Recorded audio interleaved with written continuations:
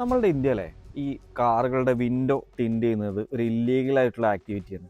എന്നാൽ യു കെയിൽ കാറുകളുടെ വിൻഡോകൾ ടിൻറ്റ് ചെയ്യാൻ പറ്റുമോ? ടിൻറ്റ് ചെയ്യാൻ പറ്റും.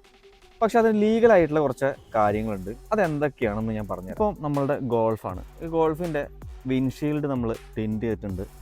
ആൻറ്റി ഗ്ലെയർ ആണ് ടിൻറ്റ് ചെയ്തിട്ടുള്ളത്. ഇതിൻ്റെ ലീഗൽ സൈഡ് എന്താണെന്ന് വെച്ചാൽ 75% ലൈറ്റ് അകത്തോട്ട് കിടക്കണം. അതായത് 75% നമുക്ക് വിസിബിലിറ്റി ഉണ്ടാവണം.